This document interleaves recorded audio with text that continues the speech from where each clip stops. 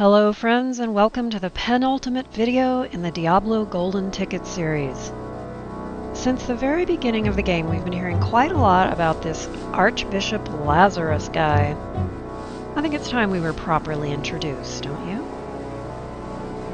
Starring in this little chapter of our drama is the Vizjerei clan sorcerer Jazreth, and I'm also going to fill you in on another little bit of Vizjerei clan history as we go. So settle in and maybe grab a cold beverage, because it's hot where we're going. Before we turn our attention to Jazreth, let's finish up Morena's quest from last video. Her level 15 features Balrogs of all things. Charming fire-breathing creatures, also known as mega demons, but that sounds super dumb. You shall not pass! So not far from this delightfully welcoming pentagram, Morena finally finds the golden elixir she was sent to fetch by poor doomed Lachdanan. I need to get this to Lachdanan. So she has to pop back up to level 14.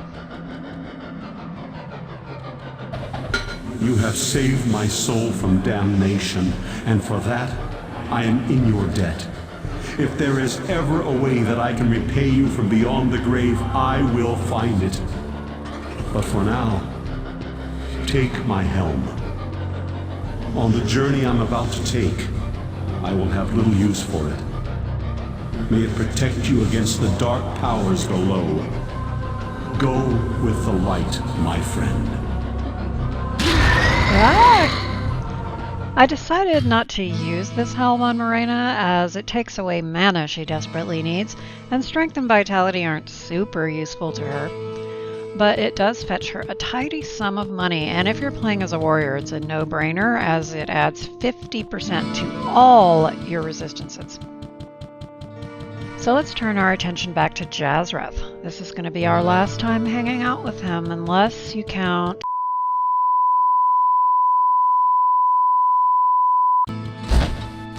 Jazreth ended up with some interesting possible combinations of robe and amulet. I can max out his magic resistance, or give him decent resistance against everything, but I chose to max out his lightning resistance, and I'll tell you why. Jazreth's level 15 is just crammed full of Cabalists, Not enough mana. a type of mage. Now, as you can see, there are succubi down here too. So why did I choose lightning resistance over magic resistance? Well, succubi only fling magic at me so long as they're alive, and they are very easy to find and one-shot. Cabalists freaking teleport all over the place and come at you with lightning from all directions. So there's just no way for Jazreth to fully avoid taking a lightning bath. With max lightning resist, though, not a big deal. Notice how slowly his mana goes down even when he's in the lightning crossfire here. Remember, mana is his health pool, thanks to Mana Shield. The bubble only goes down faster when the succubi start in on him, but it's pretty easy to just duck around a corner, lure them away separately, and deal with that problem.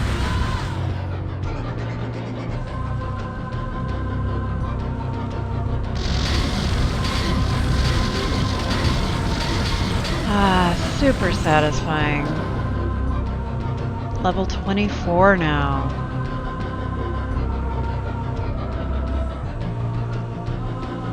So I promised you that I'd ramble a bit about some relevant Vizjerei history, and I am gonna do that. During the Mage clan wars long ago, there were two brothers whose tale has been immortalized in song, Bartuc and Horazon. Horazon is who I want to talk about. People of the Zakarum faith, like Aiden, look at Horazon as an example of human frailty, whereas the Vizjerei revere him for his power, his command over otherworldly beings. See, the Mage clan wars were all about the other Mage clans turning on the Vizjerei for summoning demons. But even within the Vizjerei clan, there was a war going on. Horazon wanted to enslave demons and Bartuc wanted to serve them. Bartuc ended up taking over the clan, but the Vizjerei were spectacularly trounced in the war and lost pretty much everything. Horazon ended up killing Bartuc, dismembering him, and hiding the pieces separately because you just can't be too careful with these demon smooching types. So after all of this, Horazon is pretty bummed out. His brother's dead, the Vizjerei clan is toast. Mages in general have lost almost all the power they once held in society, and as you might imagine, for a guy who made his name enslaving demons, Horazon is kinda on Hell's hit list. So he builds himself an Arcane Sanctuary in the desert of Aranok and hides himself away basically forever. No one ever hears from him again, though I'm sure there are rumors that he still lives and watches the outside world from the super safe space he has created for himself. Now this seems significant, but Jazreth is going to make sure the coast is clear before he goes investigating any mysterious staves surrounded by impaled corpses. Anyway, I bring up Horazon because you know he's got to be on Jazreth's mind right about now. Jazreth has been plunged into hell on this quest of Aiden's, and I think, like Morena, he's starting to feel corruption eating away at the edges of his mind. Unlike Morena, he's been trained to notice that sort of thing. So he has to be thinking about Horazon and wondering how that long-lost Vizjerei hero managed to overpower these kinds of beings and seize control of them. I think Jazreth might already be making plans, if he survives all this, to journey to Aranok and see if he can find any traces of Horazon and his lost knowledge. Because hearing stories about demons is one thing, now things have got just a little too real for him. Okay, back to the vile stand. Jazreth takes some kind of magical precautions, I'm sure, before claiming this obviously powerful staff. However, he finds that he cannot attune himself to its use, so instead he brings it back to the town elder. The old storyteller, Cain, who seems very knowledgeable about such things. Jazreth stays a while, and he listens. This does not bode well, for it confirms my darkest fears. While I did not allow myself to believe the ancient legends, I cannot deny them now. Perhaps the time has come to reveal who I am. My true name is Deckard Cain, the Elder, and I am the last descendant of an ancient brotherhood that was dedicated to safeguarding the secrets of a timeless evil, an evil that quite obviously has now been released. The Archbishop Lazarus, once King Leoric's most trusted advisor, led a party of simple townsfolk into the labyrinth to find the king's missing son, Albrecht. Quite some time passed before they returned, and only a few of them escaped with their lives. Curse me for a fool! I should have suspected his veiled treachery then. It must have been Lazarus himself who kidnapped Albrecht and has since hidden him within the labyrinth. I do not understand why the Archbishop turned to the darkness, or what his interest is in the child, unless he means to sacrifice him to his dark masters. That must be what he has planned. The survivors of his rescue party say that Lazarus was last seen running into the deepest bowels of the labyrinth. You must hurry and save the prince from the sacrificial blade of this demented fiend. Now, Jazreth doesn't have the familiarity with Archbishop Lazarus that Aiden does, and I think he's figured out that Aiden's in no mood to chat, so he goes around to check in with the townsfolk. Well, what can I do for you? I was there when Lazarus led us into the labyrinth. He spoke of holy retribution, but when we started fighting those hellspawn, he did not so much as lift his mace against them. He just ran deeper into the dim, endless chambers that were filled with the servants of darkness. Yeah, this definitely sounds like a demon worshipper to Jazreth. Typical hallmarks of bad guy status right there. Okay, who else was there to corroborate this story? Wasn't that Farnham guy there that day? And a fellow drinking peace? They stab, then bite, then they're all around you. Liar! Liar! They're all dead. Dead! Do you hear me? They just keep falling and falling.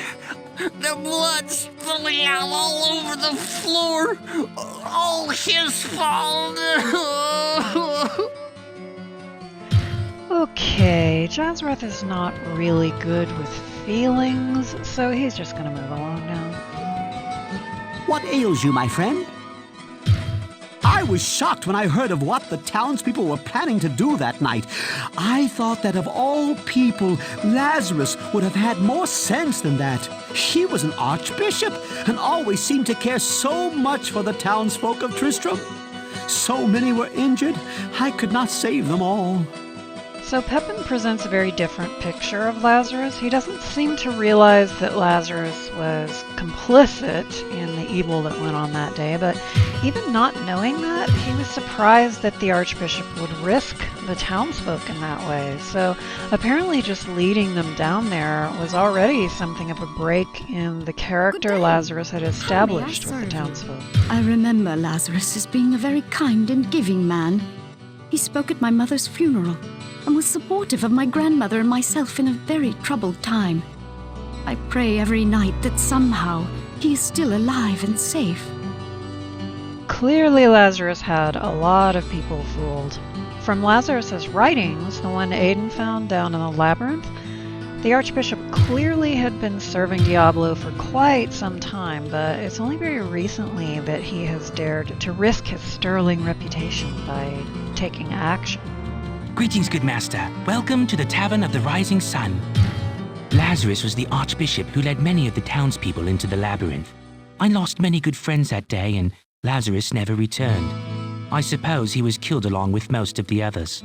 If you would do me a favor, good master, please do not talk to Farnham about that day. Oops.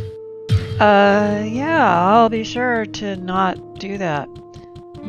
Wirt was there that day too. Wonder what he has to say. Psst! Over here! Yes, the righteous Lazarus, who is so effective against those monsters down there. And didn't help save my leg, did it?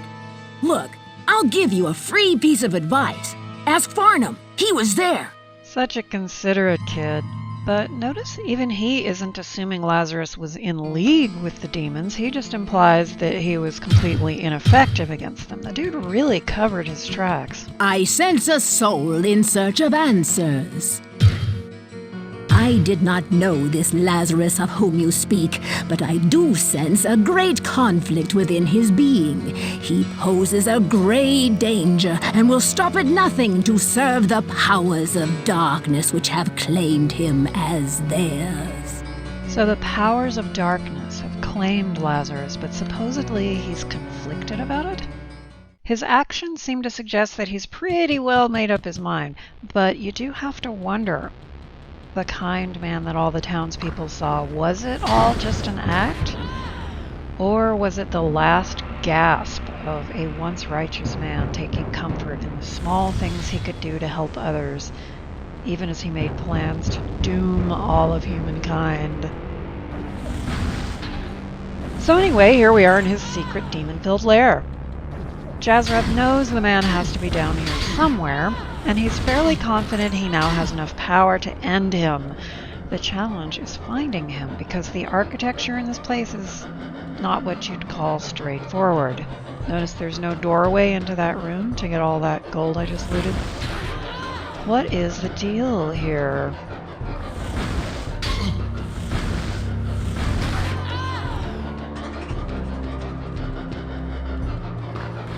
In here, Jazreth finds himself facing another variety of mage. They shoot fireballs and are immune to magic and lightning, but strangely not fire. Normally things are most resistant to the stuff they fling at you, but not in the case of the Advocate. Apparently on Hell difficulty, Advocates are also immune to fire, which makes them about as hard to get rid of as their counterparts on social media.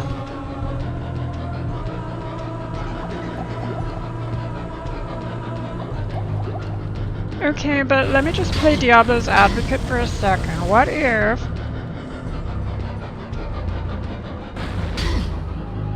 Well, actually...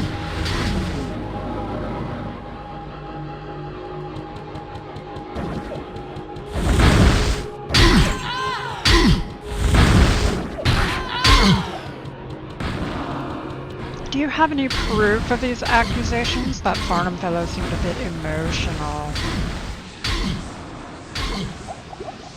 I'm just trying to fully understand your position here, Jazreth.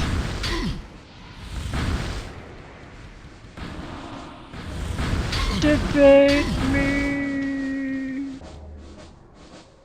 Oh, a book of vileness.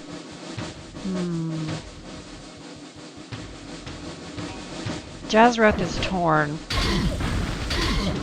On the one hand, vileness, but on the other hand, book.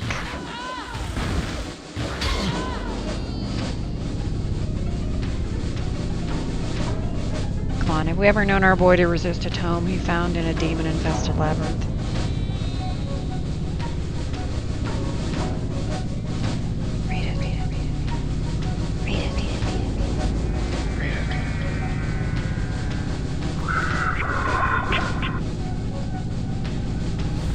Okay, he got a little overexcited there. Happens to every guy sometimes.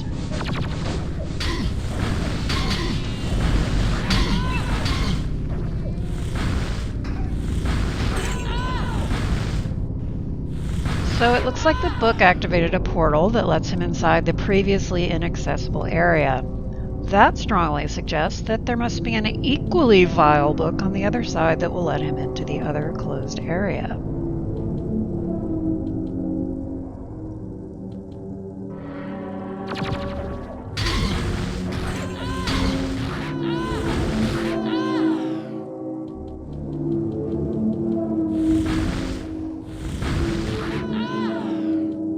And once you open up both areas, a third portal in the very center of the lair is revealed.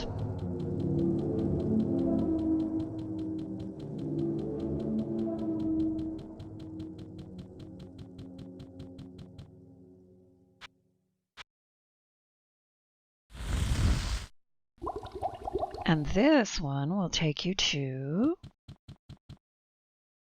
another top-notch, high-tech Diablo 1 cinematic.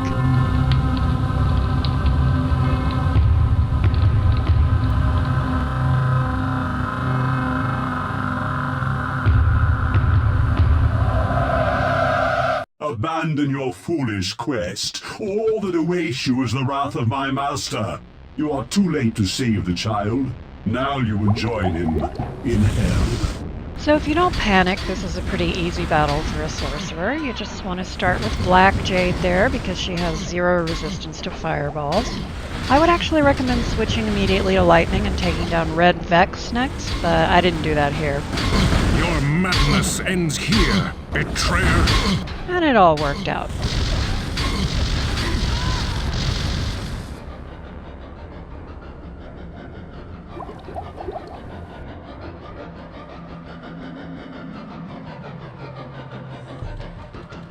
The most important aspect of this fight is to stay put at this northeast side of the room. Because the minute you move too far from the wall,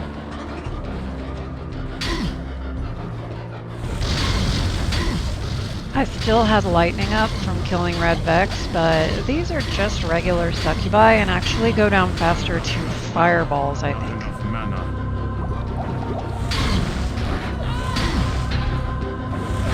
Ooh. Close close one. I let my mana shield drop and nearly got myself killed there. So once all the slaughter is over with and Jazreth allows himself a moment to be pleased that he ended the wretched Lazarus, he fully processes that there is a dead child lying on the altar. He remembers that Aiden went down there looking for his little brother, and he's thinking, oh crap.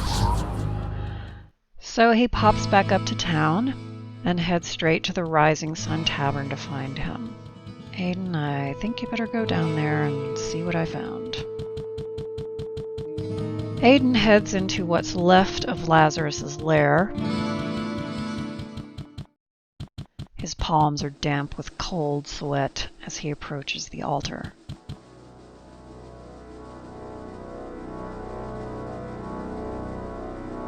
It's not him. It's not Albrecht. But is he supposed to feel relieved?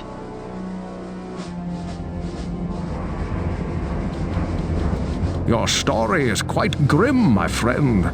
Lazarus will surely burn in hell for his horrific deed. The boy that you describe is not our prince. But I believe that Albrecht may yet be in danger. The symbol of power that you speak of must be a portal in the very heart of the labyrinth. Know this, my friend. The evil that you move against is the Dark Lord of Terror. He is known to mortal men as Diablo. It was he who was imprisoned within the labyrinth many centuries ago, and I fear that he seeks to once again sow chaos in the realm of mankind. You must venture through the portal and destroy Diablo before it is too late. Oh, he will. Next time.